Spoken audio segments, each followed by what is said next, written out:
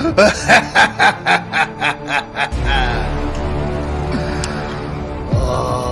yeah.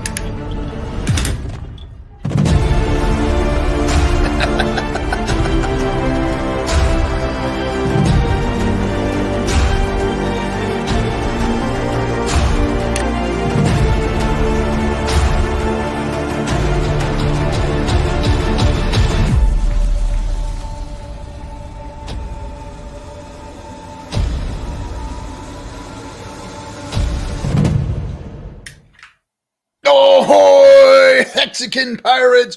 Welcome to your Discourse Syndicate's FN Hangout. I am the captain, RG3, always here every Friday night, screwing mine up so you can have a good one. Hope everybody's having a great week.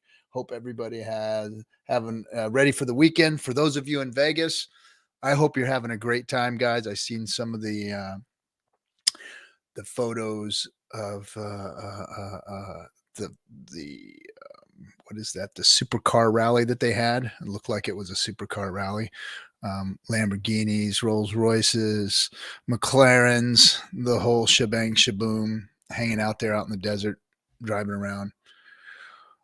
With an echo. Uh-oh. Am I echoing? Is there something wrong with the shouldn't be. Shouldn't be an echo. I don't think. Maybe.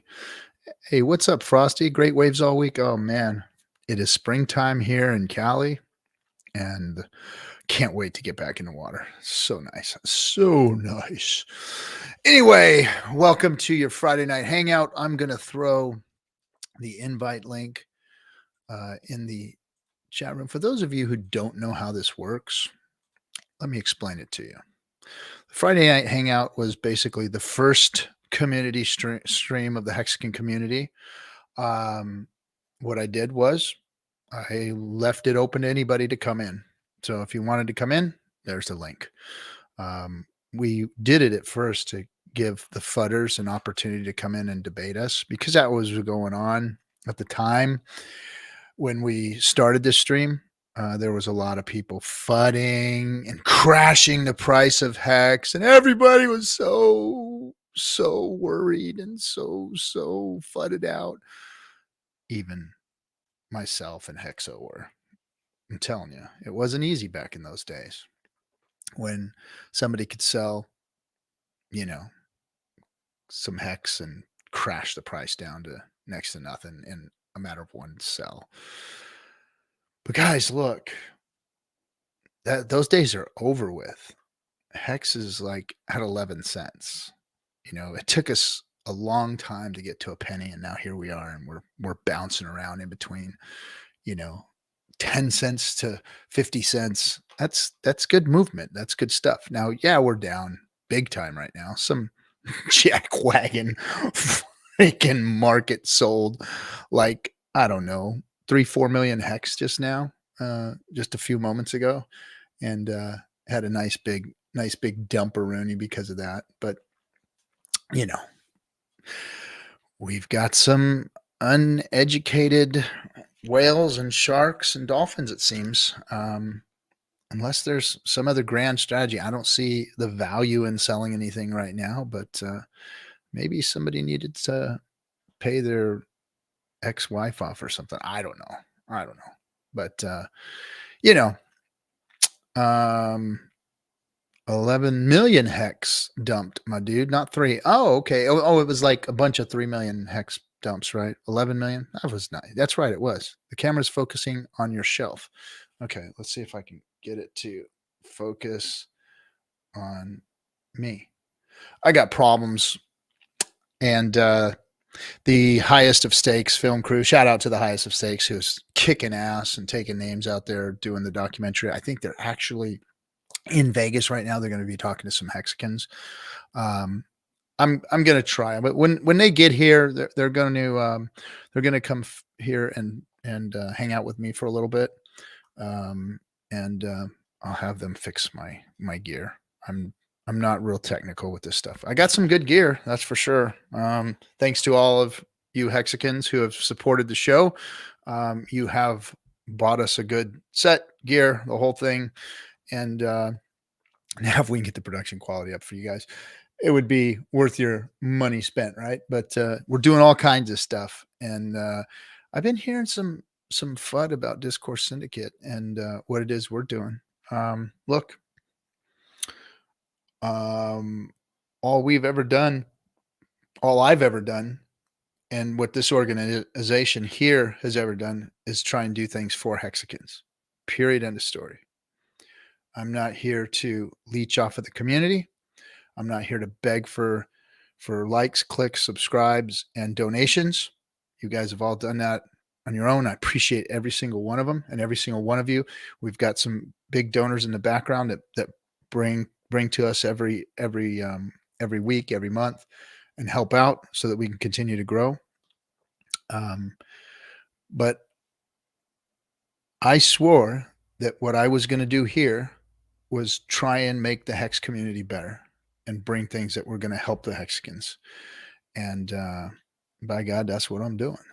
I am building things like MCA to help people offboard and protect their assets and to manage their money better than your typical lottery winner would. Because let's face it, a lot of you are lottery winners. Those of you who've been around, OGs, I guess we call them. I kind of hate that word, but those that have been around since the beginning, 3, 4, 5 years ago when Richard started talking about this. Some of you are, kind of filthy rich and need help managing your money. You've never had to manage money like that before. I'll face it, I've never had to manage money like that before, like this before. So we built products to help people, offboard and protect their assets and to keep themselves out of trouble. So the other thing that we've done is we have launched the Hex Investment Trust. Yes, Discourse Syndicate, the group here behind Discourse Syndicate, myself and KNTX, my partner in crime, call them WAGs. We have built the Hex Investment Trust, and it is live, and we are bringing that to the rest of the world. Hexicans and crypto folks don't have to worry about, paper assets, but the real world wants them for some reason. So who better to give it to them than Hexicans? I said this a long time ago when we started streaming, that if we don't build these things on Hex, other people will. And look, new people have come around. Some of them are OGs or people that've been around for a long time, watching Richard build Hex and all that are building some of these products that are out there. But I always wanted, us to be doing these things, us to be, bringing the products that were going to be built on Hex to the community, to the world, because in the I guess you'd call it the ethos, or in the I'm searching for the word. I hate my vocabulary and where it goes, but anyway, the tenets of crypto are it was supposed to be a community, brought to the people, for the people, by the people kind of thing, like launch it, immutable, nobody else can touch it. And then the community was supposed to build the world around it and bring the world to it. And that's what I thought we were doing at first, and then somewhere along the line, I think greed and price go up got in the way, which is typical of crypto. That's what has gone on for the last 10, 11, 12 years. And we forgot the real ethos or the tenet of crypto, which was crypto launch, immutable, nobody can touch it. It's that thing that's going to change the world. And the community that understands it best goes out and takes it to the world and builds things on it. Did we all forget that? Or are we all so greedy and so pissed off that they didn't come up with the idea first, that we've got to try and pull people down for doing it? I'm not trying to badger on everybody again, but I already did that for a whole stream, so I'm not going to do that. But remember, guys, that's the That's the tenet of crypto, is that the community is supposed to bring it to the world and show everybody how to use it. So here we're doing those things. We even launched a metaverse project today. The metaverse. Ooh, that word, huh? Right? The metaverse. NFTs, the metaverse, virtual reality, Decentraland, all those things. Nobody knows what Web3 is really going to look like yet. And it's exciting because when I was in Europe this last few weeks, um, I went to some metaverse parties, gatherings, get-togethers um, that our gal Corripto stylist had set me up with, like multiple meetings, interviews, big people that are working in the metaverse or Web3 space and want to market. Guys, it's here. The technology to do these things are here. The metaverse is ready to go. I mean, like it or not, the world is going to change. The internet as we know it is going to change. Devices that we use, like our cell phones, are going to change.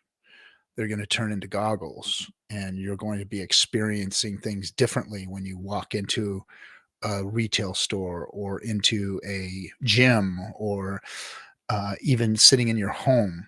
These things are going to change, and they're going to change drastically, and they're going to change fast um, because the technology's here. See, um, the problem is that there was never a blockchain that could really support the metaverse or Web3. So what's happening now, guys, is when Pulse Chain launches, Web3 is here. It is going to be here. And it's he who gets in front of this thing now, the Hexican, who understands what's about to happen, who is going to capitalize on it. So I'm putting the word out to all of you that that's going to be the next move, is the metaverse or Web3 or whatever it's going to look like. Because, we didn't know what the internet itself was going to look like when it first came out. I remember my thought of the internet at that time. I'm a sci-fi guy, like Star Trek and Star Wars and all of the cool sci-fi crap. And when I was thinking the internet and they were talking, I was reading articles about chat rooms and these rooms you're going to go to. I was thinking Web3 already. I was thinking, oh, okay, I'm going to be able to immerse myself into this 3D world where my avatar is going to be walking around the internet and doing things. And, and that didn't come out until Second Life started. And there was another program, I forget what it was, but I remember I got into Second Life and did that whole thing. And it was very honky wonky and weird but cool all in the same, but see, that's what I thought the internet was being. And then when they gave us the, blank web pages and email, and that's what we got when we first launched the internet back in the day, which some of you weren't even born yet. It was kind of like a meh experience, but now we're there. Yeah, guys, it is coming, and we're going to be utilizing it for business. We're going to be utilizing it for pleasure, for sports, for recreation, for all these things. And Pulse Chain is going to be the spark that kicks it all off, because now they will have a blockchain to operate on and function properly, because they haven't had that before. So anyway, I'm gonna stop with my little diatribe, because my partner Wags is here. Happening. What was it? I think you called me Jacked Wags today. Jack Wags. If any of you guys have seen one of my favorite shows, Billions, Wags is a unique character, and I like to say I identify a little bit in the things that he does, without all the weird perversions. But well, and you even have some of those too. But not anything I'm going to talk about on camera. So yeah, it's dude, things are awesome. I'm yes. glad to be. I'm glad that you and I got together and have been able to. I just want to say it publicly, everybody, that we've been able to, put together a partnership that's actually going out and doing things in the Hex community. And all the time that we've said, "Hell, we're going to do this, we're going to do that," I'm starting to hear some FUD about what it is we're doing. Just that we haven't really done anything yet. But I'm here to tell you guys that there are things that are finished that we've done that you can go and use today. They're here. The Hex Investment Trust is live and kicking. I don't know how much we can talk about that, but I know that you guys have already announced it, so I know we're okay There's too. the amount of people inquiring about it is overwhelming at this point in time. So we're if we haven't gotten to you yet, don't worry. There's plenty of time. Right now is if we see another 50% correction from here, it'd actually be a really great time to get in. I'm liking this idea personally of this. We'll give a lot more information when we go public though. So there is an opportunity to be a ground floor investor on this thing, and usually it's like any other project. When you're first, there's outsized gains to be made for the people that are first into something. So we're really excited about this because when it goes public, it's game over. Gloves are off, guys. I will say, and I think I said this on my channel or on my show, that one thing that has been really apparent is that there's certain coins and projects that exist because the kingmakers on high allow them to, and Hex is not just gate kept in the crypto space, guys. Just gonna say that. So it's been but it's been a lot of work. The exciting part about the Hex Investment Trust is that you look at all of the trusts that are out now, Grayscale, and all of the products that they encapsulate. None of them operate and function like Hex, and that's what gave the crew here, the team that put this together, the most trouble, because Hex is unique.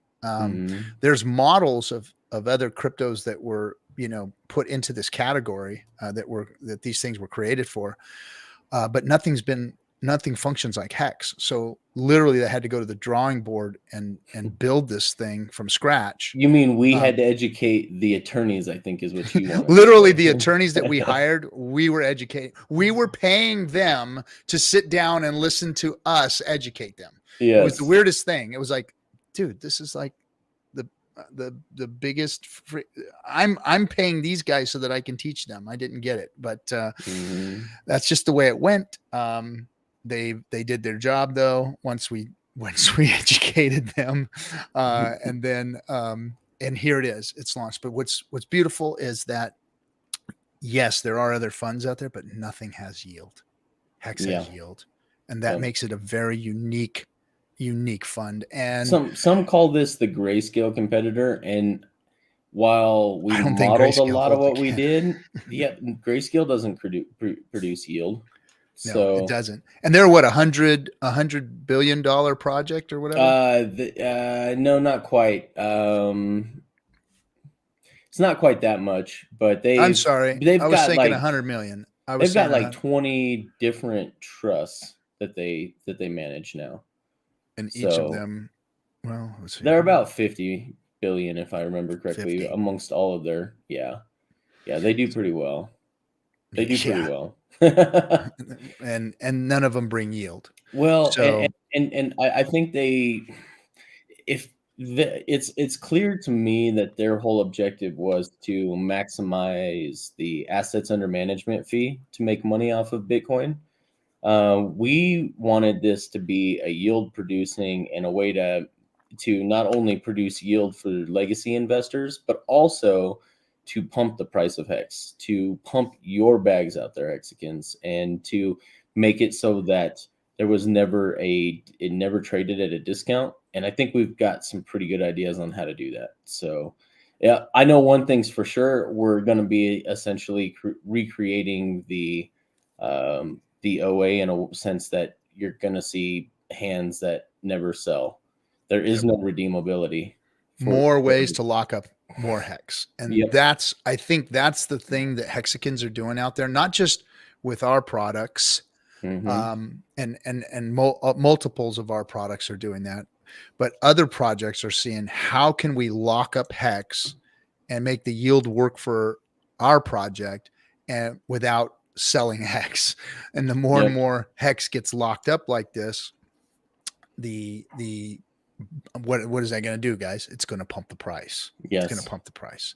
The more and Yes. more rare hex becomes, the more and more valuable your stakes become, the more and more valuable hex becomes. Richard said it a long time ago, guys. Mm-hmm. You guys don't even realize how high the price of hex can go. You got to think there's $120 trillion in equities, guys, in the world. $127 trillion in equities. It doesn't take a whole lot of that percentage of that 120 trillion to take hex to a $1,000, 100,000, possibly even $1 million hex. It's So something to think insane about, guys. because of And the scarcity Jay, of it. thanks for this, brother. That is 100% true. So I think what we're doing is blue ocean strategy. I don't look at Grayscale as a competitor to what we want to do at the end result here. But then when they pivot into an ETF, it's better for their investors, but it's not great for the price of Bitcoin. This is when gold and silver started to have manipulated prices, when they started to have exchange traded funds. So that's something that we plan on never doing, because we want to pump our back. We're Hexicans first, and we're hedge fund guys second. So if at all, I don't even know if I call myself that. I've learned a lot, though. This has been a hell of an education. Yeah. You guys have busted your asses getting this thing done. It's a lot of work. It was a lot of work. Yeah. So, and by the way, I do want to throw this out there. Damn you, Kyler. I did not say it's dipping another 50%. I said if it does, it would be a great entry point for the fund to start, for the trust to start buying hex. Turn that price around. I've seen Hexicans falling on the ground all over the place around the world. Oh, not another 50. I know. Coffee got a little bit of shade in his chat when he was talking about it with Joe Paris about another 50% from here would be an 85% dip from the top. And everyone's like, no, not a 50% dip from here. And it's like, yeah, but we got to shake them all out. So, yeah, no, it's all in the game, guys. It's all in the game. And I'm not nervous or worried or shaken at all by this. I mean, the guy that sold 11 million today. Jeez. I didn't even pay attention. It's like, it doesn't matter. It doesn't That's why matter. I didn't pay attention. They're liquidating themselves, it's just a buying opportunity for those of you who have some dry powder, Yep. Get it in 100%. there. And if you see another dip, get some more. Yeah. So, another thing that happened, which was very cool, and KNTX had a whole bunch to do with it too. They served CZ on Twitter. Was it yesterday they did that? Yep. So I knew about it a couple days ago, and they swore me to secrecy. They didn't want the cat out of the bag. They wanted a huge media push from everybody. That's why they released it to Johnny and I. Johnny and I posted it, and then we tagged everybody we knew. I tagged Captain, Hexo, Coffee, Huddle Dog, all the people that I knew had, enough of a following to be able to disseminate it amongst everybody. But yeah, if you guys can retweet and post that or at least tag CZ in any of those threads with him being served, that'd be awesome. That would be awesome. Yeah. I just tagged him, said, "You've been served." Yo. Dude, it's so cool because this is the first time that we can find precedence for that. The judge was so disappointed at the lack of response from the team, from CZ's team, that he said, we're going to hold CZ personally accountable and go ahead and feel free to serve him on Twitter because we know he lives there. And hopefully 28 days goes by and he doesn't respond, and then we get default judgment, guys. Let's see what happens. Gonna be interesting.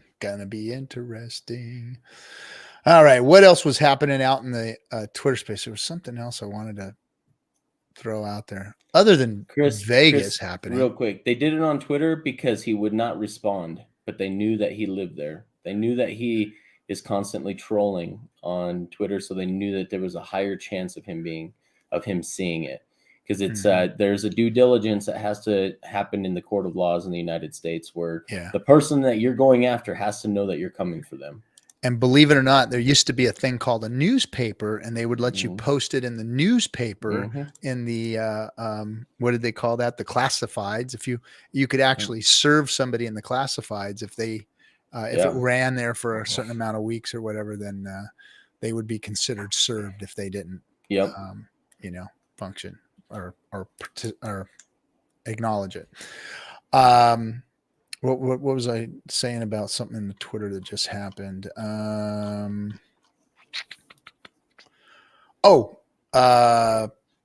me talk about what's going on with we got a lot to talk about, dude. My trip to Vegas. I'm going to go to Vegas. I know you've got some other meetings that you've got to make outside. Yeah, I wish I could go. It'd be fun to go see all you guys. I'd love to go see the NASCAR race, man. And go to Nagabo's party. Those would be brilliant. I'd love to go see all of you guys there and just hang out with Hexicans and not be working like I was at the 741 event, the 731 event. Yeah, so I'm going to go out there and enjoy it. Just kind of hang. I'm hanging out with Johnny out there. Not Johnny Chaos. I don't think Johnny Chaos is going. I'm not sure if he's going or not. But another Johnny, and then Hexo, and of course I will be meeting with our treasurer of Nevada while I'm out there. So that's going to be cool. Get to go sit down and we're going to have breakfast and talk about our support for him. And I want to get his ideas on crypto space, blockchain, and how he envisions the state of Nevada being involved. Yep. That's going to be cool. Shout out to Freedom TV for talking to Annie Black. She's running for the 4th Congressional District within Nevada. It seems to be very pro crypto. I hope she is everything she seems to be, because it'd be really nice to see Nevada because their trust protections, their trust law is so strong. It's probably arguably the strongest trust laws in America. And it would be wonderful to see them become like a super crypto friendly state. So we are trying. Well, we would like to serve the interests of the Nevada people. If there's any way we can help the right people get in place. Yeah.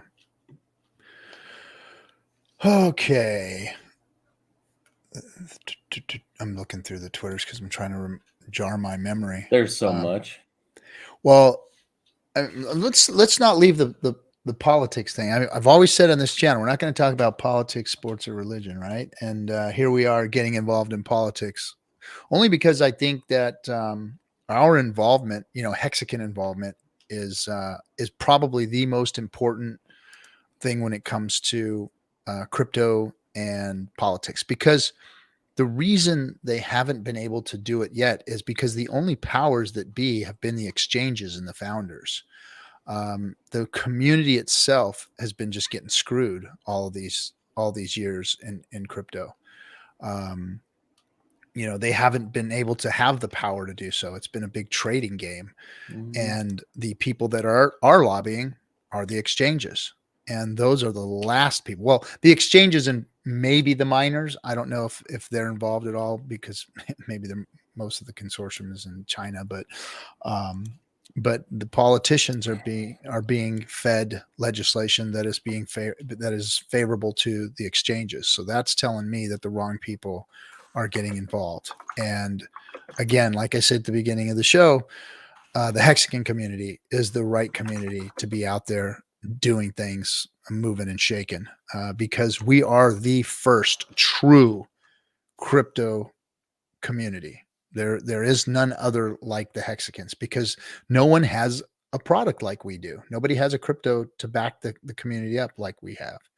So it's up to us to get out there, and I'm really asking the Hexicans this time. I am asking you guys to go out there. Put the link in the description one more time there, buddy.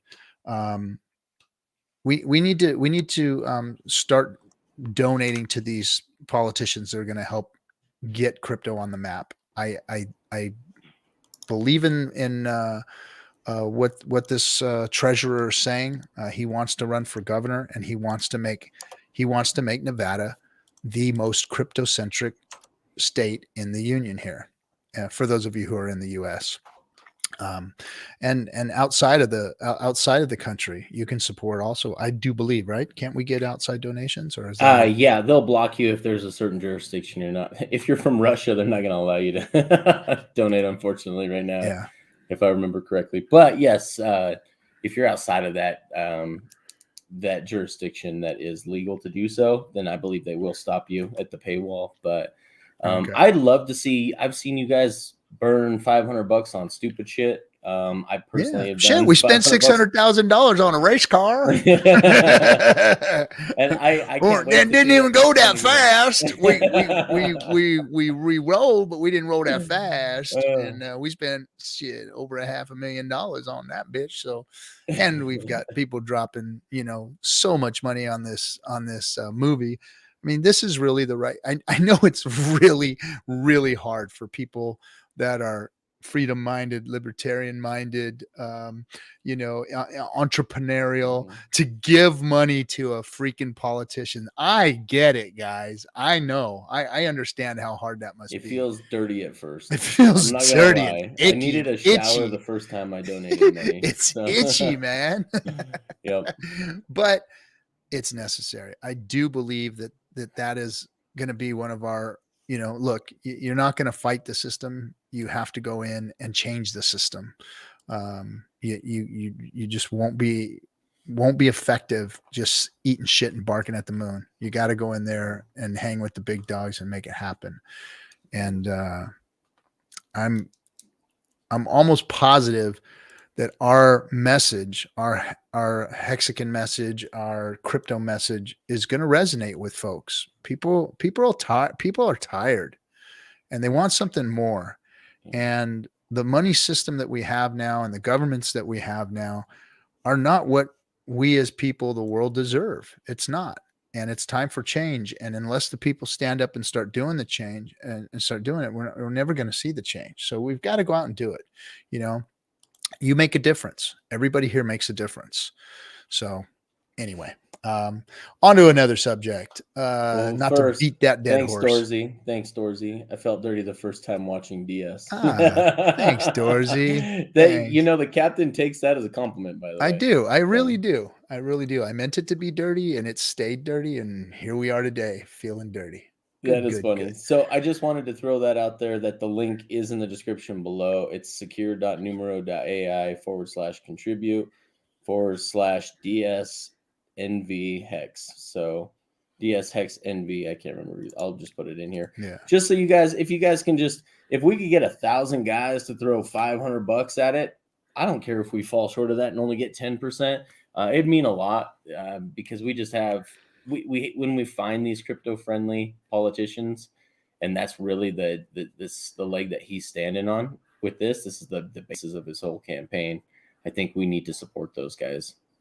And yes. Patrick Bet David said the same with Michael Saylor. Said, "You crypto guys, you're your own worst enemies. You guys need to come together and start playing the politics game now that you guys have the money." And he's right. Patrick Bet David's a smart guy, yep. And he's just echoing the sentiments that Captain RG3 has been saying for the last 2 years. I know that this is our space, guys. This is the only way we're going to institute change, and that is us go do it. And the only way that the Hex community is going to grow and build things great is by us going and doing it. You don't want other people. Look, we were born and bred with this thing. The Hexican community was birthed out of what Richard made for us. And he taught us what it was. A lot of people think that, we're like his minions or whatever. Basically all Richard did was made a better Bitcoin. He made a better crypto. He made an immutable crypto that really does what a crypto is supposed to do, and it generates yield, and it doesn't have mining, and it's not controlled by anybody. So he said, here, community, this is how you use it. This is how you do it.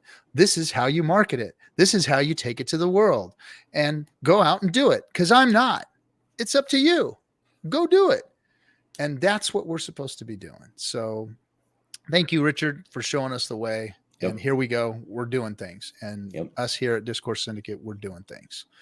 One of the things that we're doing is the captain needs a new tattoo. So I got this one here just recently. Well, it's going to be really difficult to show, but anyway.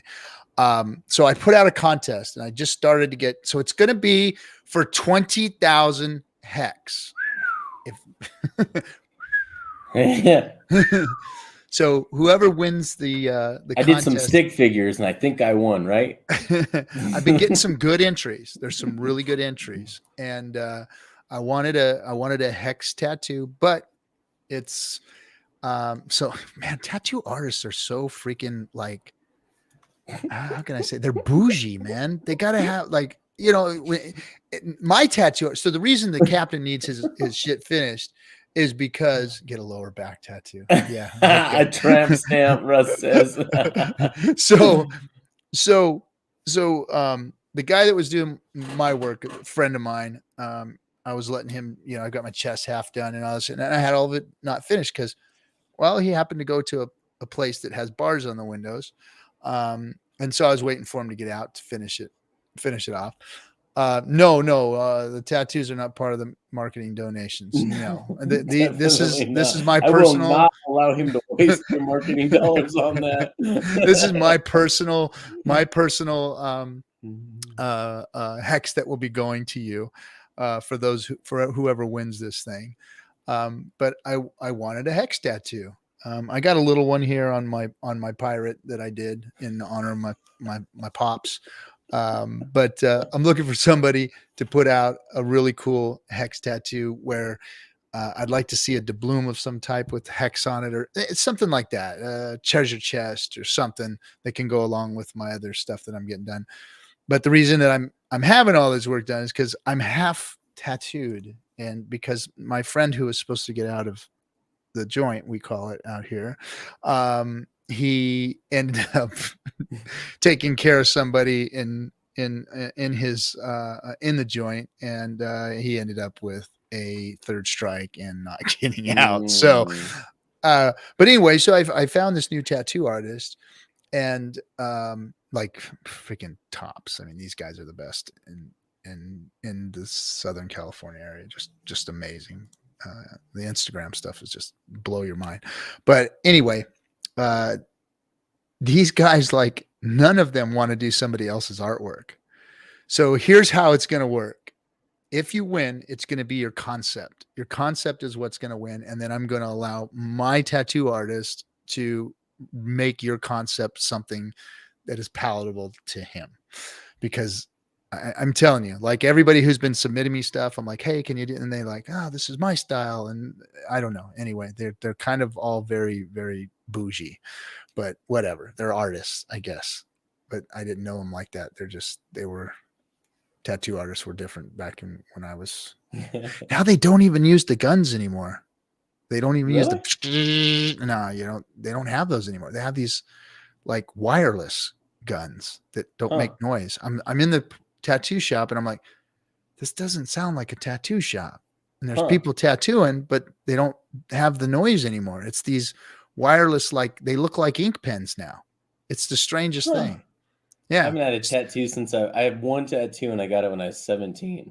And so I haven't been in I don't hang out in many tattoo parlors. So I'll just take your word for that. But that sounds crazy, because I do remember the sound of the gun when you walk in the door. And you don't hear that no more. It's the weirdest damn thing. It really is. I mean, like, I got my tattoo at the Pike at Sailor Jerry's, they call it. And that's like the oldest tattoo parlor in the world. There was never I know, I'm sorry. I'm going to fix the camera when the crew gets here. I don't know what's wrong with it. I tried the fix thing. It's focusing on your skull is the problem behind you. Let me see if I can, hold on one second. Let me see if I fix it. So while he does that, guys, Jennifer Miller, thank you for the $4.99. You are freaking awesome. She's such a huge supporter of the channel. Always moral support and everything else. Hey, Captain's got a DS shirt on. What do you know? Remember, there is Hex Women out here too. Y'all have a wonderful weekend. Thanks, Jennifer. How about You now? are Is it right. focusing Sorry on about me that. now, or? No, it's still funky. Yeah, I don't know what's wrong. I want to throw this out here because Schwan had a really good comment here that's right in line with what you were saying, Captain. It's so true. Change doesn't come from asking permission or passively hoping. It comes from creating an influential presence strong enough to create the changes needed systemically.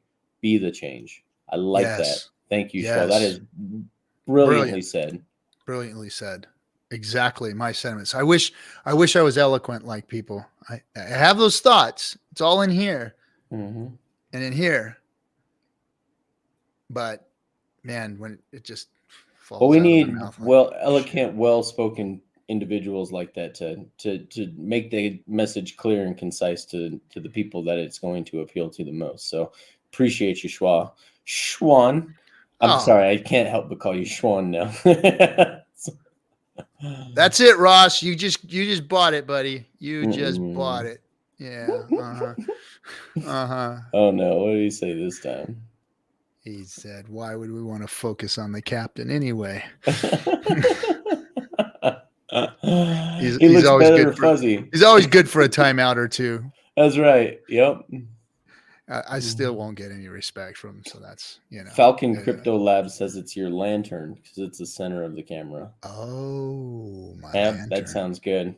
I don't know what kind of camera you have. I know they recommended one, and I know you went all out, the highest of stakes guys, and let's try. I'm gonna revisit that here pretty soon. I've got some really cool videos today of actually I've got some new studios along the way. Or new studio pics and videos along the way. So it's the transformation process from a freaking shed to a real office. It's looking pretty cool.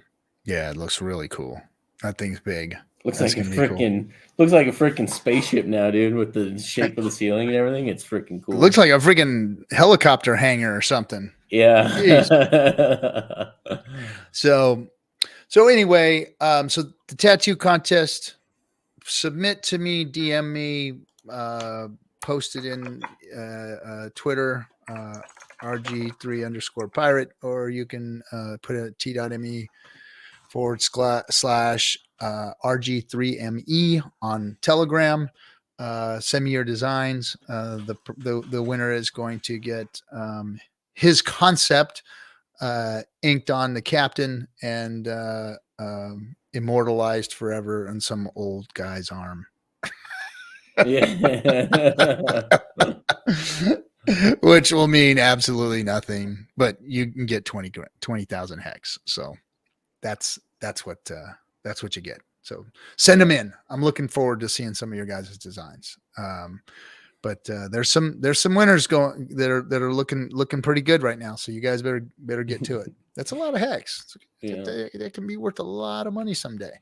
Oh, it is going to be. So hey, Omega 369, don't get scared, man. The OGs aren't funding hex. The OGs are just realistic that dips are in the game and it can go lower.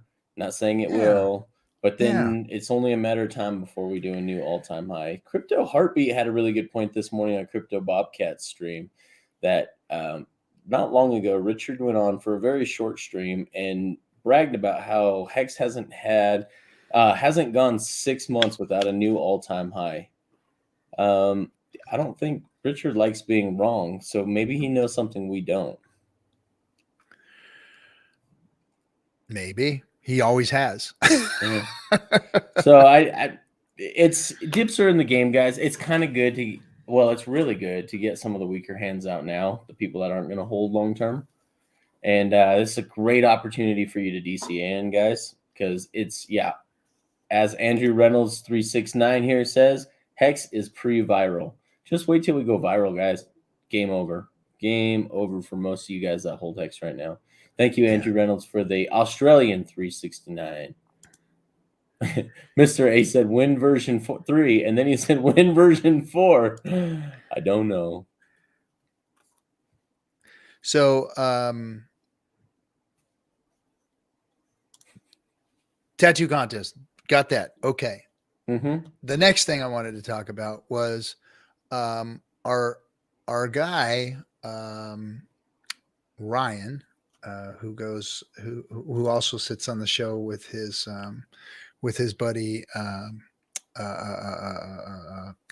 Hexercise on the mindset of fitness, right? Mindset of fitness, right? Am I saying it right now? Mindset of so the fitness, mindset of fitness has shrunk the captain a little more. I'm down like close to 30 pounds, and the cool thing is that he's gotten he's so good at what he's doing, is that my arms have grown, my waist has shrunk, and so all the fat areas are shrinking and the muscle areas are growing. So the guy is brilliant, and he's really supportive. So if you haven't gone over and watched the Mindset of Fitness, go over there and check that out. Those guys are doing good work, and they've got a lot of good information on their stream. So check out Monday nights on DS, guys. Monday nights on DS. Yeah, get your week started right. Get yourself healthy, you bastards. You guys are all freaking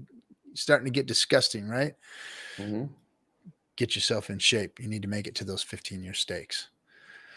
So one other thing that's going on is we have a contest, myself and Rackham.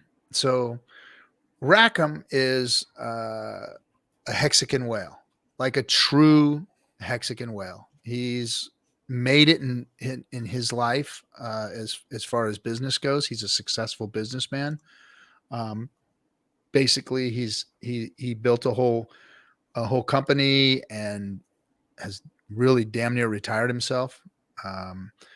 But what he did was he aped into Hex on day one and became one of Hex's biggest whales. And he's supported the price. He supported all of the streams. He supported Richard and the highest of stakes. He made a huge donation, and he is like another giving tree of Hex, another community member. So not only do we have, community, I guess, organizations being made to build things on Hex, but you've got good whales that are actually operating within the ecosystem to help it versus dump on it. And what he did was he came to me and said, "Hey, let's put together a marketing plan for some wallets that I'd like to donate." And what he did was he created these wallets that are pre-launch PulseX. So the wallets that we have are worth $5,000 and $10,000 of pre-launch PulseX that are also part of the leaderboard, the top of the leaderboard. So these wallets are going to be distributed to influencers.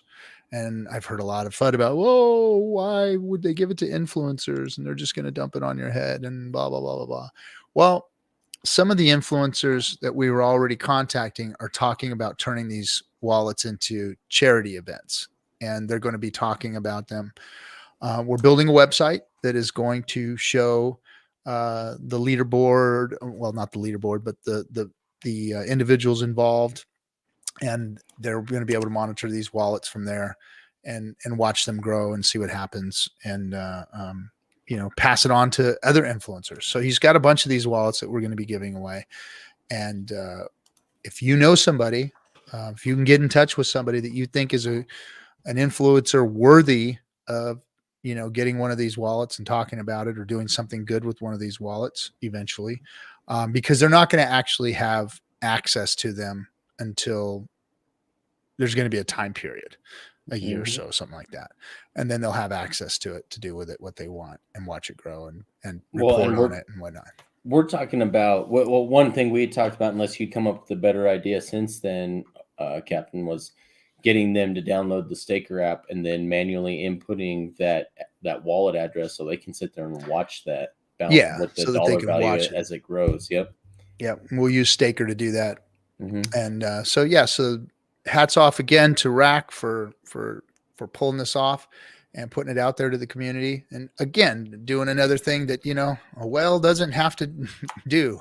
He's helping out the community and trying to get, some marketing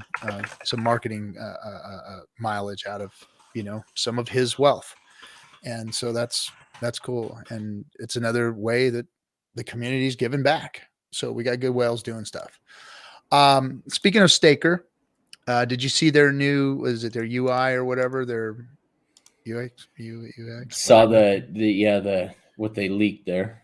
Yeah, it looks good. Looks like they're getting it done. Hats off, Steph. Good job, buddy. You're always pulling it off and making good things. Yep. Another community member doing right for Hexicans. I remember when, when he had to, the wallets that he created, it cost money, to make all that stuff. And I remember when he was, hey, Hexicans are gonna, have to pay a little bit to get these wallets because he couldn't donate it all for free. It's like, I remember people bitching and moaning about that, and crying about him, having to charge for some of these wallets. Like, no, you're going to make something, you're going to pay for it, and you're going to give it to us for free. All of you. I just don't understand that mentality. It just doesn't make sense. Look, guys, stuff costs money. We're just out here. We're just Hexicans like you, we've got, we're investing in this, not to make everybody else, wealthy on our dime, but to give back and have everybody participate, so at least recuperate some of the costs because all of this stuff costs money. So anyway, well, and kind of along the line, thanks MT Coiner for the $10. Like I don't hate on Maddie for collecting money for the event.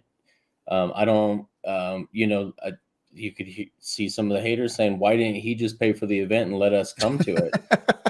Well, no, because it costs money. He has to pay for expenses. Yeah. And so there's nothing wrong with, there's people in the real world that don't have Hex yet, guys.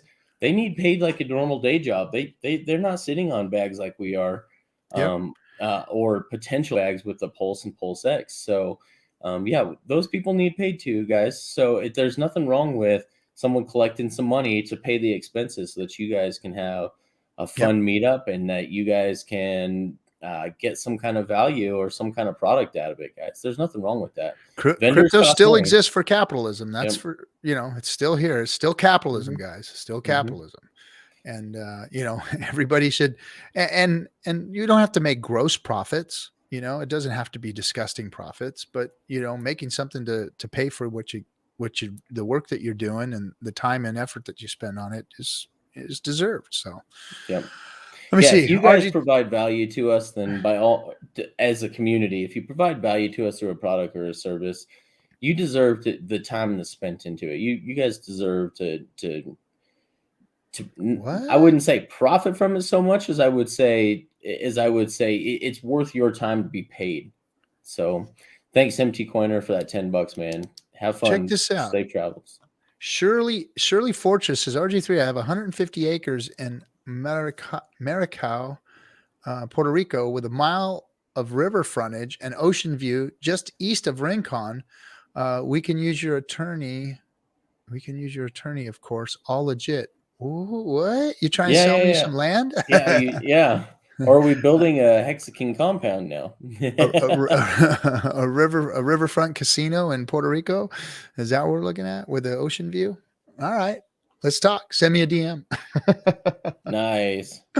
So, anyway, so back to Twitter space. Yes, Mouse Tip. Where is Mouse Tip? It's Mouse Trip. It's Mouse Trip, not Mouse Tip. Is he here? No, Shirley Fortress says Mouse Trip owns property up there by her property, or his property. Shirley Fortress. Sorry, Shirley just automatically. I miss Mouse Trip. I Me haven't too. seen Mouse Trip in a long time. It's been a long time since he's trolled us. He was like one of the original. Mouse Trip is OG troll. OG troll. Mousetrip. Yep. Yep. Yep. Honor and respect, Mousetrip. Miss you. Where you at? Yep. I hope Mousetrip's all right. Yeah. I'm sure he is. He's probably just falling off the Just a rich Hexican now. Just a Living rich life to its Hexican. fullest. And I support that. Let's see. What else? There were some other things I wanted to chat about. There's nobody coming in tonight. What is it? Just you and I show? I guess guys, so. this is the FN Hangout. It's for you. You posted in here. I didn't post it anywhere before this, so that part. Oh yeah, I put it on Okay. on the chat rooms. I put it everywhere. I put it all over the place.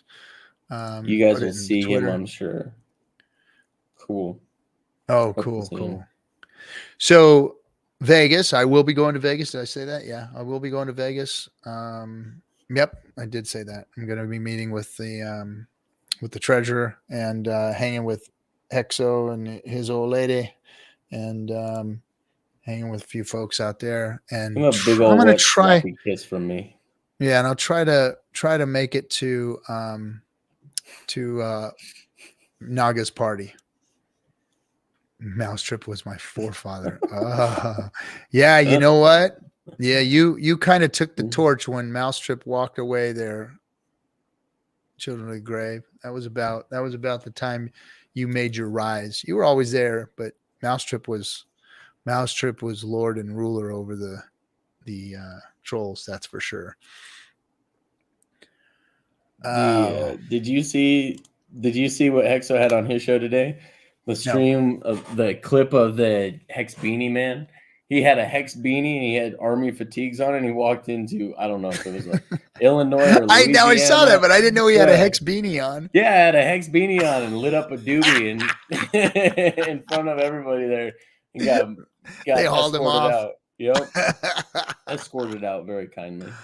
Oh man, that's funny. It was funny that he had a Hex beanie. I'm wondering if he got that from someone or if he knew about it, has Hex, or because I'd love to see if you are the Hex beanie guy that lit up a doobie in the school council meeting, please hit us up. We'd love to talk with you.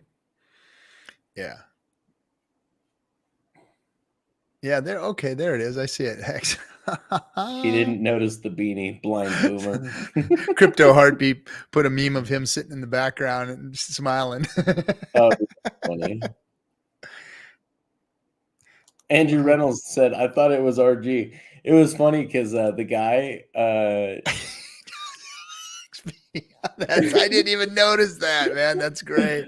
It was funny. He said, man, if David Fetter and Big K had a baby, I'm pretty sure it's this man. Is what Exo said.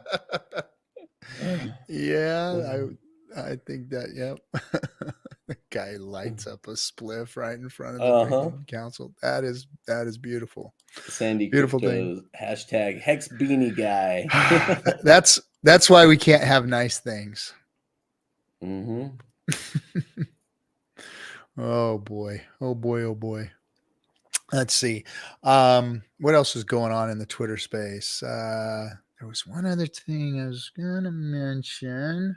That was Thauschild's brother. I love it. Boy, that thing is trending everywhere, man. Wow. Mm-hmm. Let's see. What else do we got here? Naga's party. I think that's gonna go off in Vegas. I think it's cool. I think that's gonna be a lot of fun, man. Yeah, I'm looking forward to it. And then boy, that's about it. I think we've gone through everything I wanted to go through on the Twitter space. Excited to see all you Hexicans, and really strange that I've never seen an FN Hangout where nobody showed up, unless there's something wrong with the link. I don't know. There's a lot of people really salty right now, and Price tends to do this to them. I love all of you guys in here keeping it positive. There's so many good things to look forward to, guys. I wouldn't even sweat it, guys. Well, you can't. It's making a dip. It's just a dip, guys. Yeah. It's just a dip. And I don't know. Richard's been really quiet. Kind of like reminds me of right before Hex launched, he was out there, coming, it's coming, and then he disappeared, and then we had Hex, and that's kind of where we're at right now. So hopefully it's coming soon. If not, then before you know it, April, May, June will be here, and it'll be here somewhere around there, maybe. Maybe. Hopefully. Yeah. So, gosh, there was something that I did want to talk about, and I'm missing. And we talked about the CZ thing. We talked about Rackham's contest, tattoos. I'm looking at Brand's out there in Vegas. Everybody, for all of you that don't know, Balliet Brand is out there in Vegas. If you want to meet with Balliet Brand, he's out there too. Heck yeah. That's going to be fun. The highest of stakes, they're going to be there also. Mention that.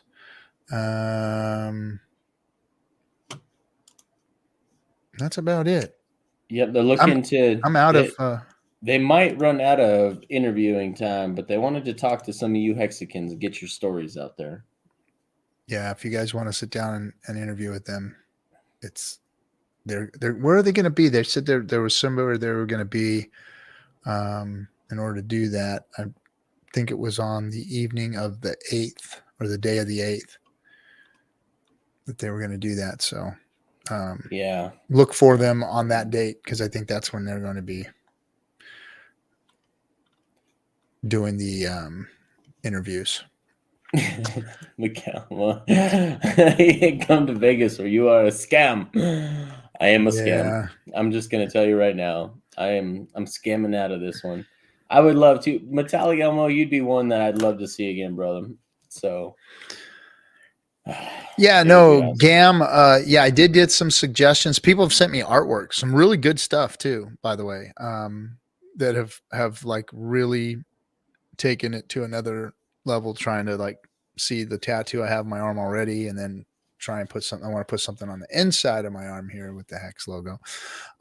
So they've actually taken pictures and started to manipulate it. So yeah.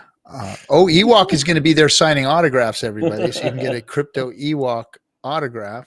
I would love to meet Ewok face to face. He's one of the oldest known guys that I still communicate with back from like the 2016, 2017 era.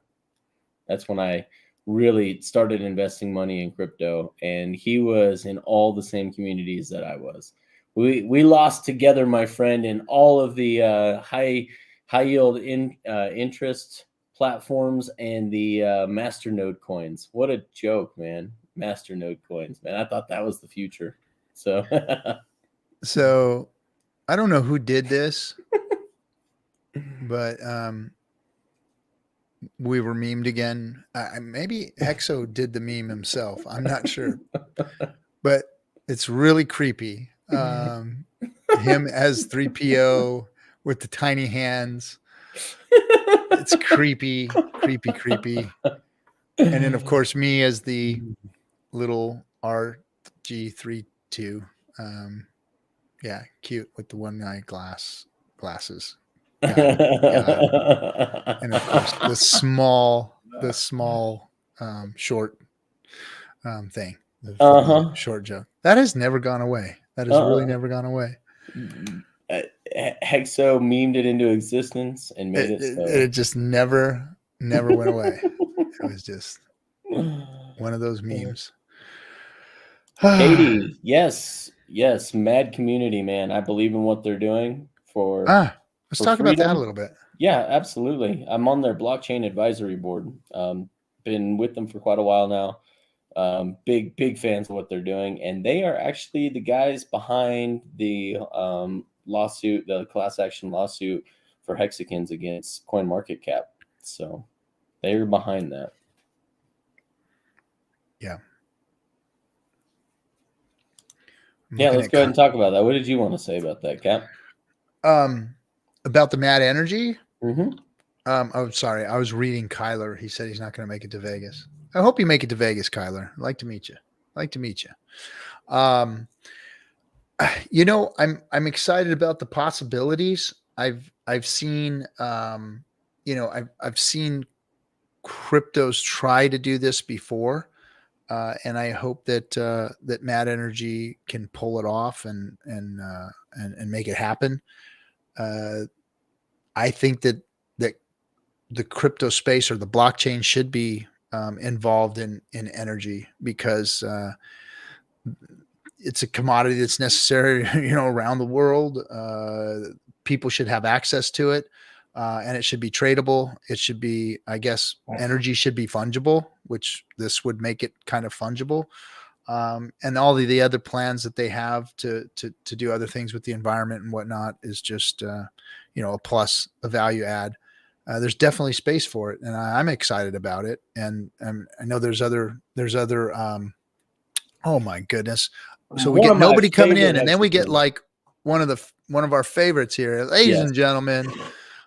So anyway, that's my take on Mad Energy. I'm excited about it. We'll see how it comes, and it's going to wrap into a lot of the things that we're doing too, which is really cool. So guys, this is one of our friends who came in and did an interview with us. And he has his own stream and his own community that he works with. But this is our friend CJ. What's happening, buddy? Yeah, brother. Hey, what's up? You guys seem so lonely tonight. I'm like, I gotta pop in and at least say hello. Well, we appreciate that, man. It's like an empty. It's like a dead night, right? It's like dead night. Everyone else is traveling to Vegas. Is all the comments I'm seeing. I come on, but I'm traveling to Vegas, so because we got the Hex conference coming up.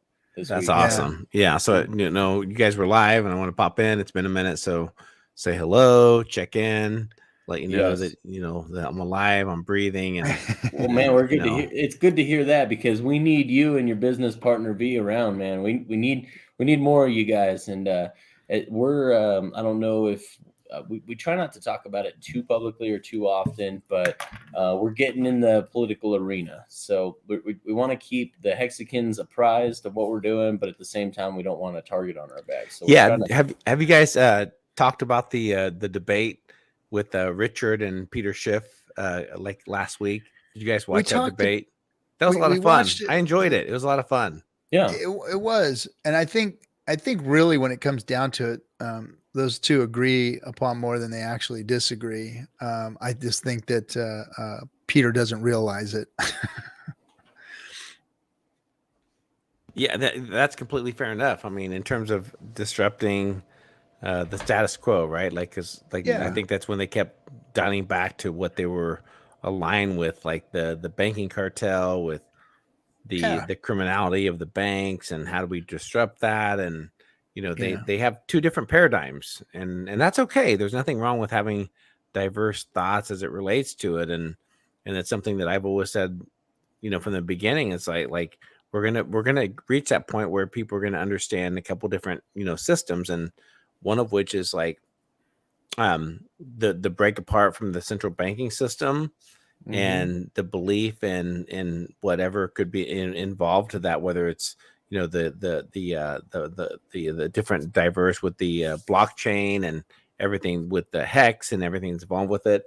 But it's okay to also think about silver and gold, but what people have to think about is the portability and what does that relate to in terms of like the future of the economies and the situation going on with with Ukraine and how it's being exposed, how the government can step in and just basically stop even like not only individuals but complete countries from participating in a financial system. Like when they stepped in and say, hey, you know what, Russia, we're going to kick you out of the SWIFT system. You can no longer participate in SWIFT. We're going to do those things, and so that's even more reason to not participate in the existing banking model. It's time to diversify out of that and look for a multitude of solutions, because what you don't want to do is find yourself stuck to one paradigm. And if if you fundamentally believe in like one system and that's what you're stuck to, you're not going to have many options. You're not going to have many options, and so you have to consider all things. And I think that what's afforded Russia is to understand those things, where Russia is already ahead of these things, where they're going to see all these sanctions and all this stuff that's going to be imposed on them. And they've already diversified away from the US dollar system. They're already like, go ahead and do whatever you want to do.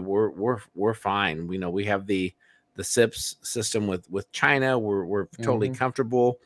And I think the message around that is to people who are looking, or people that are stuck into their traditional 401ks, their IRAs, stuck to the dollar-based system, is that you don't want to find yourself in the end of the day stuck to the dollar-based system. The time is now to diversify out of that and look for opportunities. And there's risk, right? There's calculated risk associated with, but that happens with anything. It happens whether you're buying stock or you're buying precious metals and you're hoping that metals are going to go up. But it's finding ways to diversify out of the traditional dollar-based system.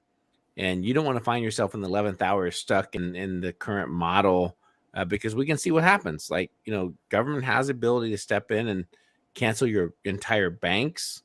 And you want to find yourself to be able to be bankable outside of the U.S. system. I mean, but sanctions aren't anything new. I mean, they've been playing that game for eons. Sanctions aren't anything that's like something that's just happened. Which is funny because America and Europe are still buying all of Russia's natural gas. So they have to. Yeah. Well, like you said, they don't have to. We can produce it ourselves, but we're still buying it from them. So, we've got the reserves. We could do it, but the sanctions are just, it's all cosplay is what that is. It's all theatrics. But I agree with CJ here, man, that if you can find some way to be sovereign with your own money, that's part of the reason I liked crypto from the get-go, is I liked the philosophy before I realized it pumps and you can get rich from it too. But that was the philosophy is what I really liked about it, is that, hey, I get sovereignty over my own money. I can be a sovereign man. I can be my own sovereign state within a nation state with my own finances and being able to transact peer to peer. So especially now that there's a way for us to get yield and not have to hand over our keys to a third party and have them pay us that yield. So thank you, Richard Hart, for that. I think there's a lot of revolutionary systems that are going to come from this ecosystem that RH is building. Yep, totally. And it's unfortunate because the old paradigm still believes in the 80s model that you can sanction a country.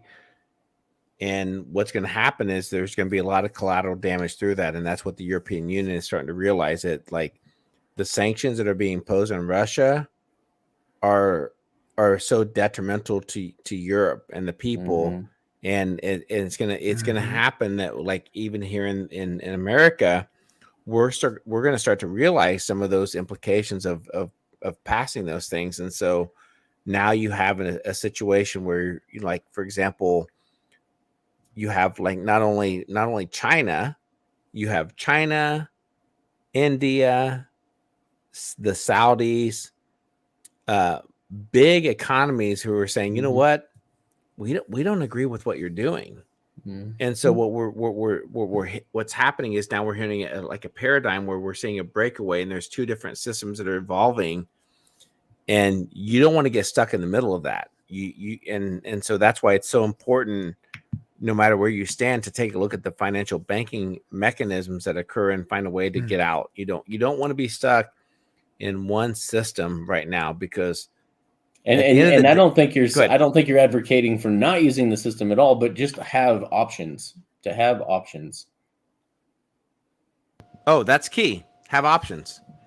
Have options, and don't be stuck into one system, because that's what, whether you're hedging against inflation, or you're taking a look at the paradigm shift that's occurring into the, for whatever reason, and it's probably stuck to dollar hegemony, right? Like there's no reason at the end of the day where, like, every war is a banker's war. It all falls back to banking, finance, very little about the people. They may like try to tell you about the people and freedom and democracy and all that, but it's more around the dollar and dollar hegemony. And at the end of the day, it's changing. And in Europe may come to the realization where they're like, hey, why are we sticking to this Western based, system that we're stuck into a dollar based currency? And where has it yielded us? Because we're seeing so many people, so many countries push back against that. And so, like, again, getting back to it, like, they've already built the system to disrupt the SWIFT system that they thought the sanctions were going to take place. And blowback is a bitch. And they're starting to realize those things, especially in Europe and everything. And it's going to quickly evolve to here in the United States. So for those people who have their money in savings account or traditional banking, and they're like, hey, you know what? I'm going to get my 0.0001% gains on my savings account. It becomes a struggle. So I think the message is that, like, how do you transition? How do you get into a different system that's going to evolve, and whether you like it or not, along the traditional routes of, like, precious metals and everything, the markets are there and they're prime for the gains that like you guys are experiencing with Hex. And it's like up and down. It's going to fluctuate, right? Like the stock market's been manipulated for so long, and the cryptocurrency market and the money that are flowing in, you guys have done a great job of building a community with Hex, that you guys have built some resilience there. There's definitely some funds that are dedicated, and whether you've put those funds up and you've pardon my language, but I forget, what is it when you park your funds and you leave them there and you stake them, right? You stake your Hex. You stake your Hex and you leave them there and you say, hey, you know what? I'm going to stake this and everything.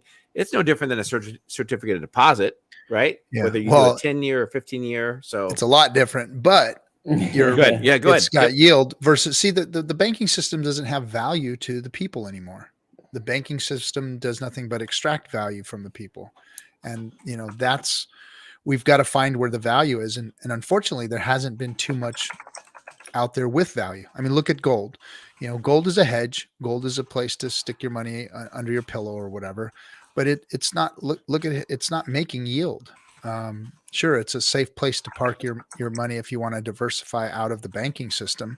But it's not producing yield. And that's what Hex does. It gives value to people and their money, and the banking system doesn't provide that anymore. There is no value. In fact, it's like you said, it's providing sanctions, which is making a worse world. It's unbanking people. It's not allowing, it's cancel culture in and of itself.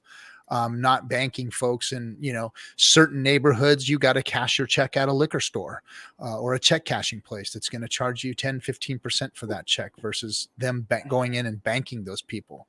The banking system has no value anymore to humanity. Yep, spot on. You nailed it.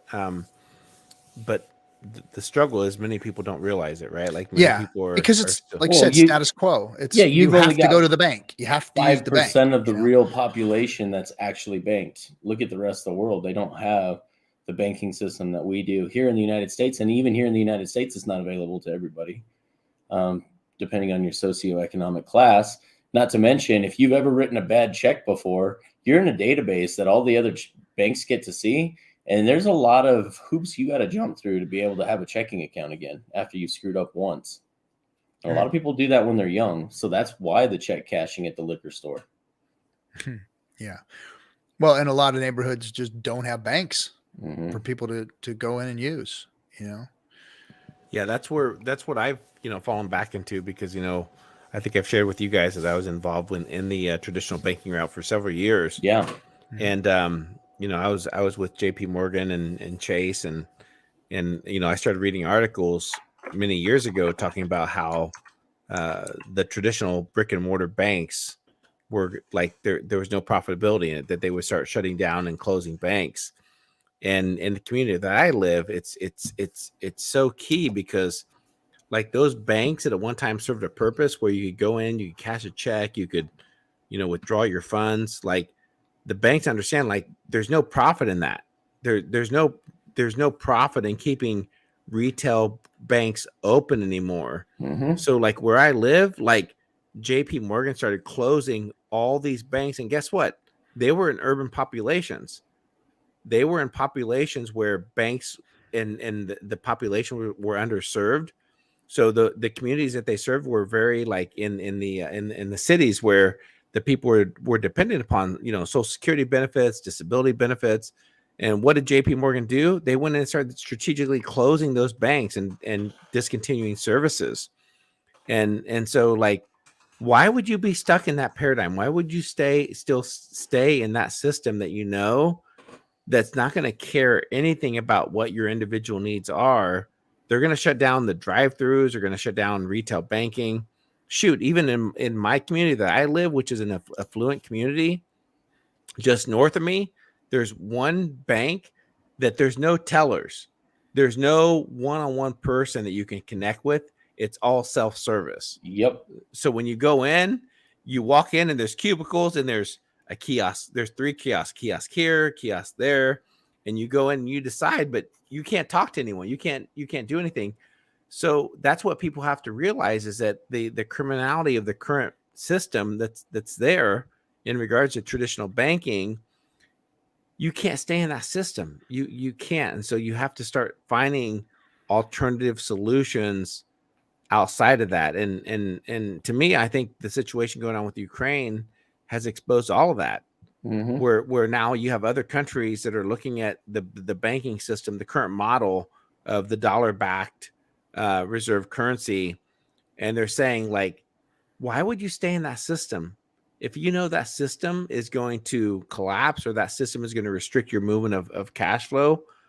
Why does it make sense to keep your money there? So for that reason, like me personally, I keep very little in the banks. I keep funds there to pay the mortgage. I keep funds there to pay, utilities and keep the lights turned on.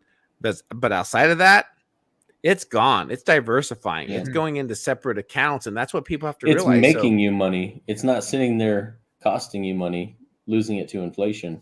Yep, absolutely. Yeah. So, and to me, like most people don't get that. Most people are happy with, the status quo where, as long as it doesn't impact me, then I'm okay with it. But you don't want to be stuck there. And so, to me, like to see that system and the things that are happening and in particular with the blowback with like these sanctions and everything that's occurring, it's going to be a huge wake-up call, and it's going to come in the form of inflation. It's going to come in the form of higher prices for everything from utilities to so you don't be stuck in that system. You got to find ways to diversify out of it, and Hex provides that, and I've done the research. I understand what's happening, and that debate was awesome. I love that debate that took place between Richard and Peter Schiff, because both of them have their valid points as to what they represent. But you have to keep in mind, like, Peter's like, well, the banks have the ability to shut off, currencies and shut off that. Well, you have to remember that, like, there was gold confiscation. Most people don't realize that in the 1930s. Yep.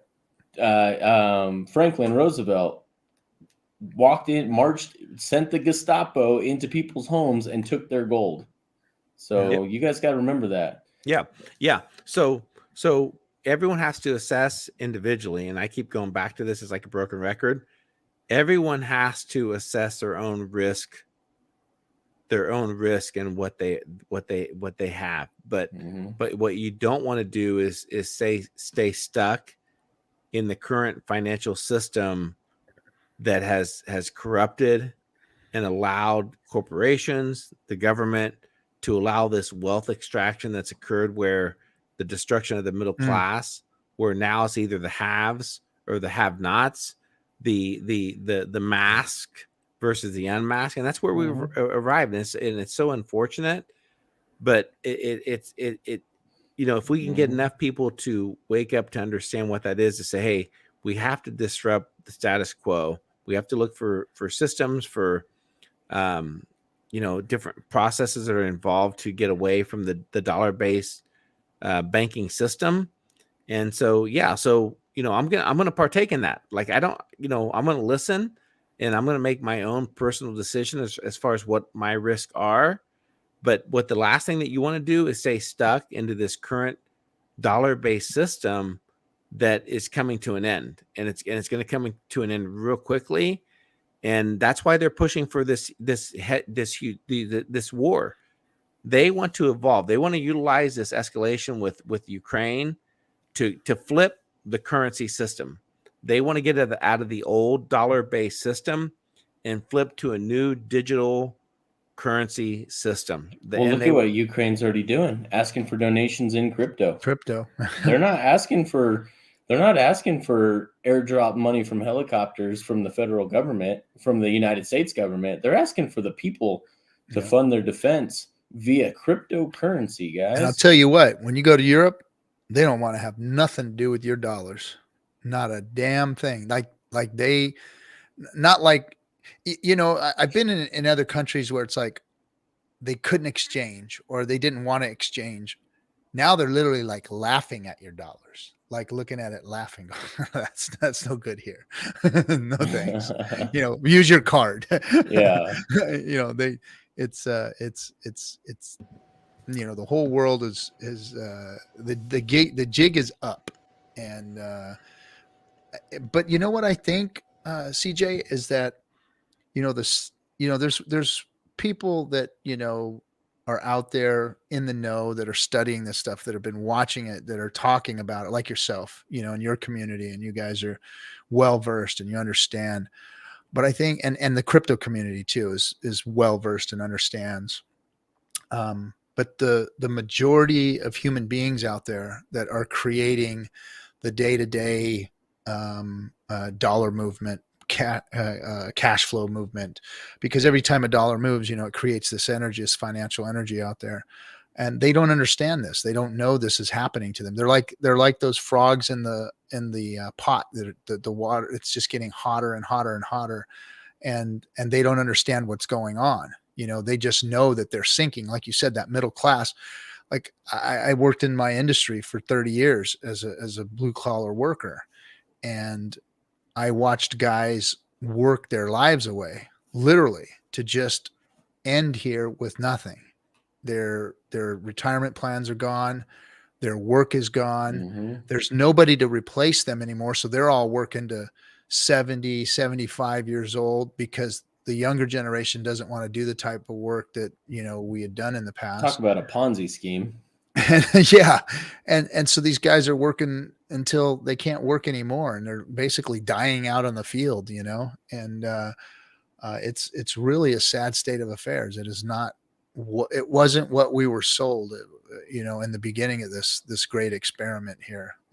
And I feel for all those people, and I only wish that we could get to them so that they can, because there's power numbers. And if most of those people were to wake up and see what was going on out here, I think they'd be behind what it is that we're all trying to do, But for now, I guess we just gotta hope for the best and see if the frogs will jump out of that pot. Yeah. That's the difficult pill to swallow, and I'm not sure why the timing of this, because there's all types of conspiracy theorists are like, hey, you know what, we went from COVID and the shutdown from business and commerce and the consolidation, because there was a lot of small businesses who closed through COVID because they couldn't compete with the Amazons, the big corporations. What a boost for them, huh? What a boost for them. And now you bring in this. Now you bring in the potential of an escalation of a huge, I don't think we've witnessed this in our lifetimes, the magnitude of it. And I don't want to understate it, and I don't want to also for clickbait, what's happening right now. But what we're witnessing geopolitically is a massive shift, Mm-hmm. and the shift that's occurring potentially what you said, RG3, is so important. Like, most people don't understand in terms of dollar hegemony, and the dollar is the world reserve currency versus a world that doesn't have that. And at the end of the day, here in the United States, literally, in a few years, we could look like a third world country. Why? Because we don't have that dollar structure. We don't have the debt-based system where we have India, China, some of the largest markets, the evolving markets, the growing markets, willing to buy our debt because they've structured away from it. So therefore, everything from finished goods to raw materials to produce and manufacture, all that is going to do is to escalate the inflation and what we're going to be exposed to. And so all these sanctions that are being passed and the threats that are being made, I mean, take a look at the map. Take a look at the geopolitical map. If you take a look at the sanctions and everything that's occurring with Ukraine, you have primarily the Europe, right? You have the EU that are really like hedging, and they're really stating, really being tough regarding these sanctions. But if you look at the rest of the world, the rest of the markets, everything from China to the Saudis to even Mexico, like Mexico is like, we're not gonna do any sanctions because they get and they understand that how this is evolving. And so what I'm getting with this and where I'm going with it is that, like, we unfortunately have people who are making decisions that are going to only escalate the demise of dollar hegemony. And those things, like, whenever it comes back, and there's going to be a significant amount of blowback. Europe is already experiencing it. Like, Germany, France, like all their raw materials that they used to buy from Russia, and the price it's going to increase, they're already going to experience it. But here in the U.S., we're going to see it as well. It's going to come first in the shape of energy and how much more we're going to have to pay for gas. I know, like, my last gas, it's here. My last gas fill up was like $40, and like a year ago it was like $25. Yeah. Hey, my wife came home with the bag of dog food. I'm getting the dog food out the car. She said, "You want to know something?" I said, "What?" That bag of dog food is $10 more than it was when I bought the last bag of dog food. $10 on a bag of dog food. I mean, that's insane. And it's everything is going like that. The inflation and the really sick part of this whole thing is that the US has exported its inflation. So all of the dollars that are being printed are being sent out to these other countries to buy their goods. And those are inflated. So we're poisoning the whole rest of the world with our inflation. It's really a horrible cycle that's happening right now. It's brutal. It's brutal. And the difficulty is that no one's backing down, right? Yep. Like when you look at the escalation that's occurring right now, we're at the point of no return. And I don't want to fearmonger. Like, I'm not going to put the clickbait out there that World War III is it, we're there and all this thing that happened. But what you cannot avoid is the fact that we have a very dysfunctional, European Union and NATO who have no choice right now because they're in way too deep. They've already overcommitted themselves. And you have Russia, who has already started this escalation, and Russia can't back down because they're like, they're already all into this. Like, there's nothing other than just saying that Ukraine is never going to join NATO, and like where most people want to look at this as far as evaluating this in terms of democracy and freedom, and I feel absolutely terrible for the Ukraine people. Yeah. Because they've been overpromised. We're going to give you this. We're going to do this to you. So they're fighting and attempting to do everything that they can So I get that. I get that in terms of a national pride.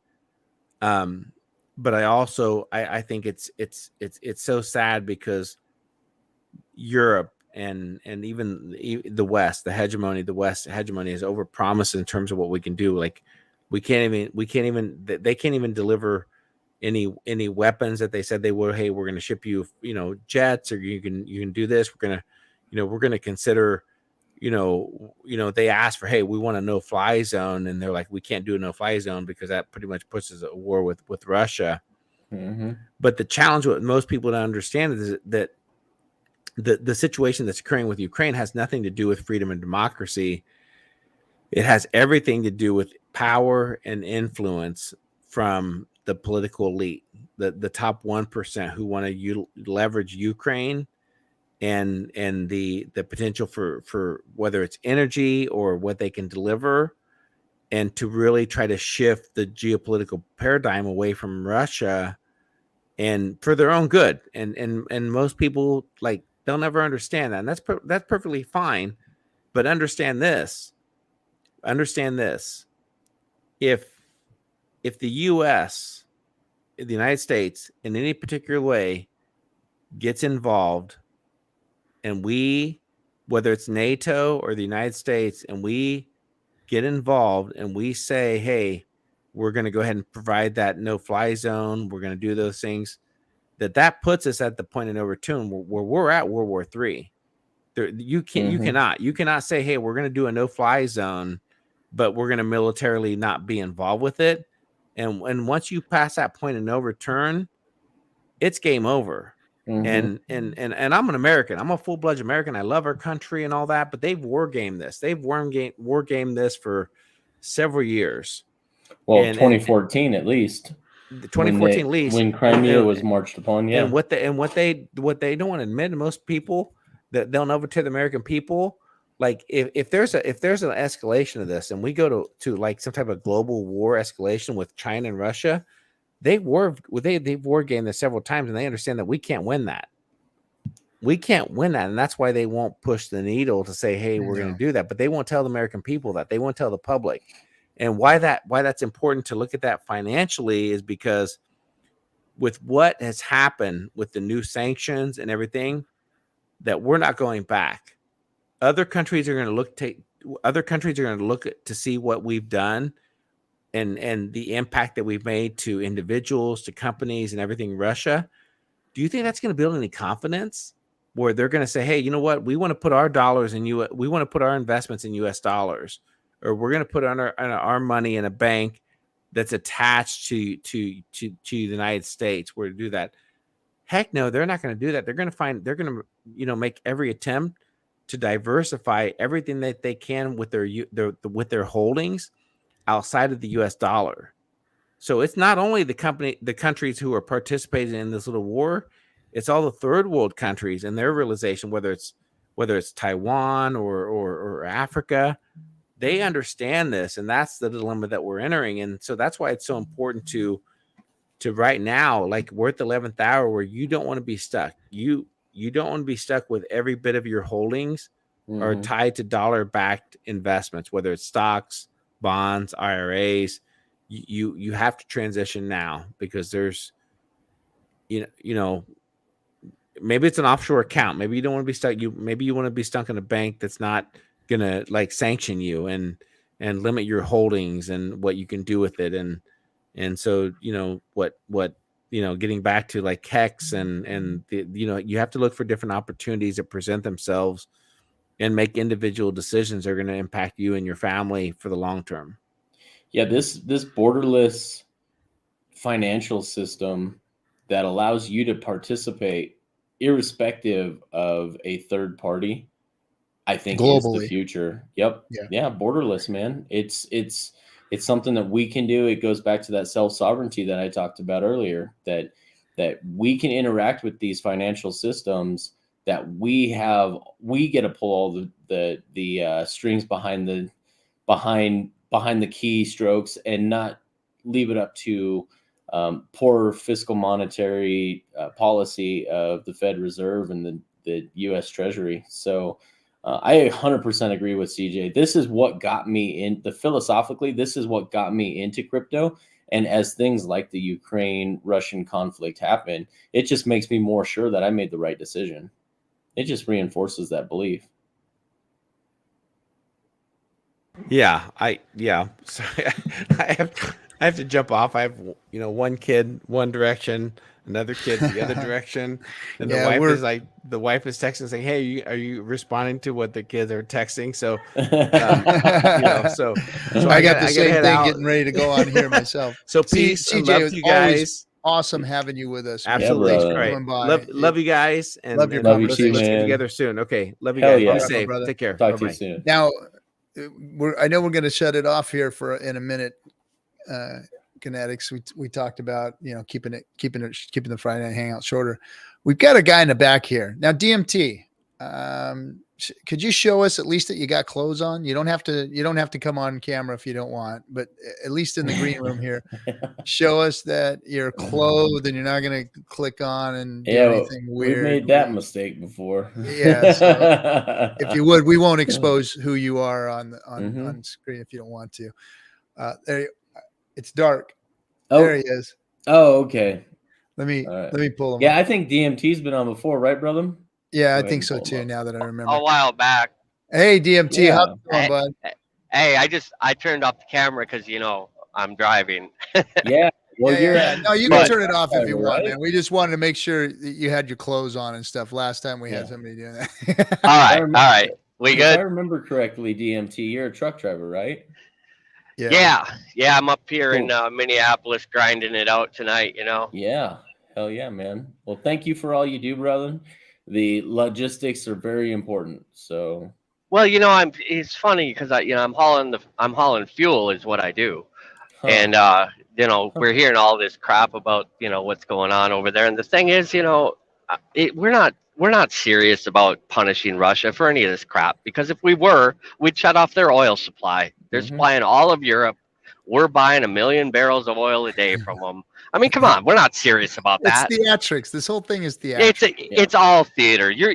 Captain. You're ex-military. This is all. We're not serious about this. This is not serious. I'm watching Russian tanks sitting on the side of the road going, we don't know why we're here. And then the citizens driving by, what are you guys doing here? It's like everyone's like, what's going on here? Nobody knows. It's just like it's just a takeover. Just like when he took over Georgia, or the other one he took over a few years ago. They're just going to take it over, and then there'll be something else in the news everybody's going to be wild about, So, but what you were saying before, about the banking and everything, and with Hex, is that I listen to Wales a lot, and he says that money's going to go where it's treated the best. Yep. It's going to eventually, a lot is coming to Hex, man. I mean, and I know everybody's fighting about the price of it and everything, but really, this is an accumulation time right now for us, because that wealth is coming. There's nothing anybody's going to do to stop it. And we need to be prepared, I think, as Hexicans, for what is coming our way. And that's like what you were saying, Captain, with you're getting yourself fit, you're getting your body right. And like, I had to take some time there, and I have everybody's got something they got to work on, because if you just go from being your ordinary working dude like me, and all of a sudden you got $10 million in your bank account, I mean, you're not ready for that. And you got to prepare yourself for what's not coming. too hard, but yeah, you do got to prepare. Yeah, you at least got to have you at least got to have a mindset of, okay, like, because like some dudes, like, okay, here's what I was doing. Let's take it to a personal level. Like, on my days off, right, with this COVID and everything, I was like taking my days off, and I was just drinking. It's my day off, I'm gonna fucking drink, and then go back to work. Now, if I just took work out of the equation, what would I fucking do all the time?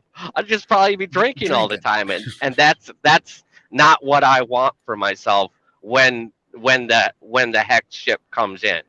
You know what I mean by that?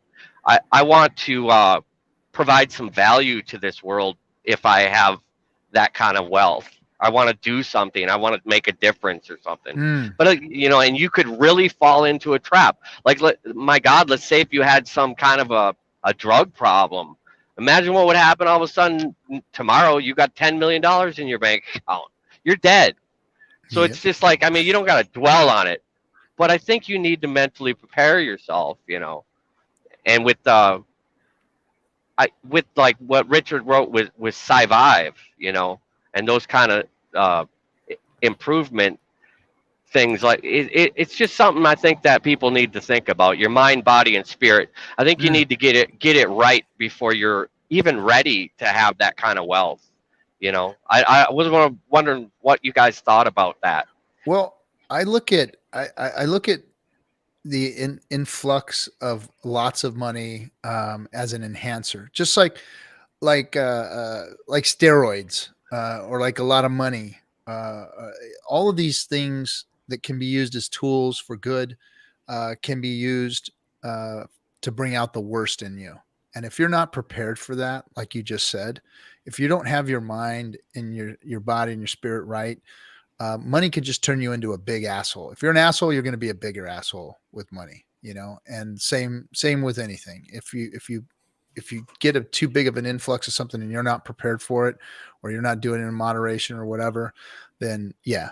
And that's why you see a lot of these lottery winners, they're broke in a couple years. They're destitute. They're worse off than they were before they won the lottery, most of them.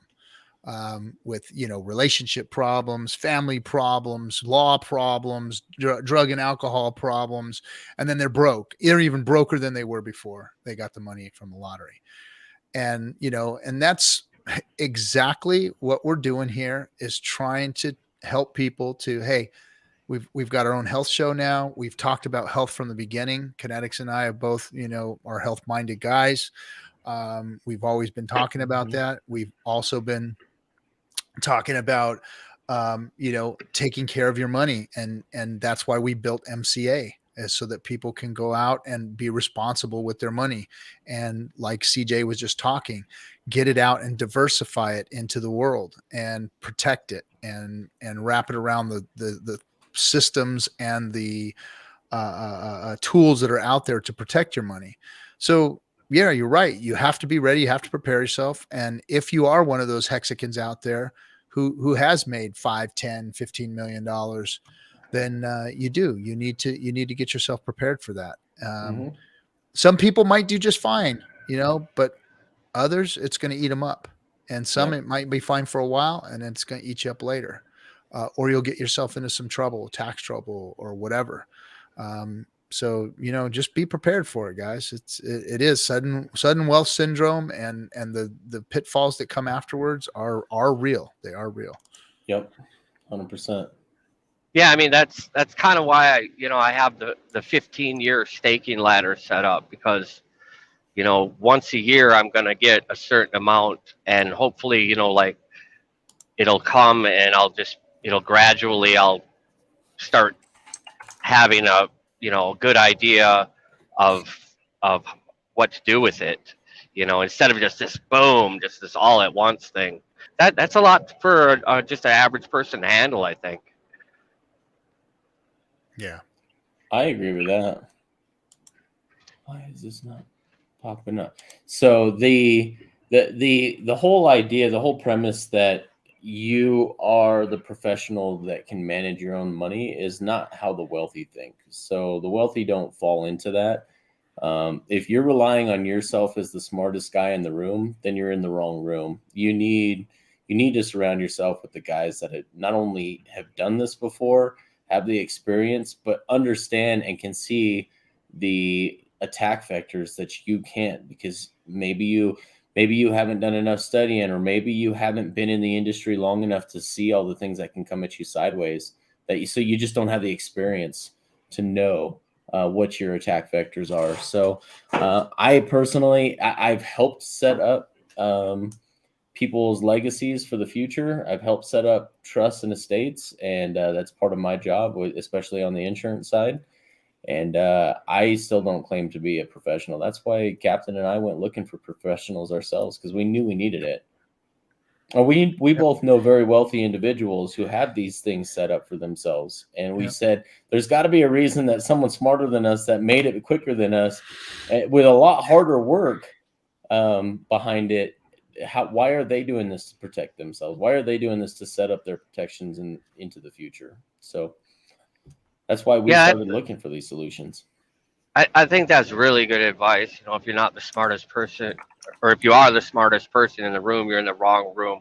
It's kind of like once you've attained a next level of become a higher value, you know, money wise person.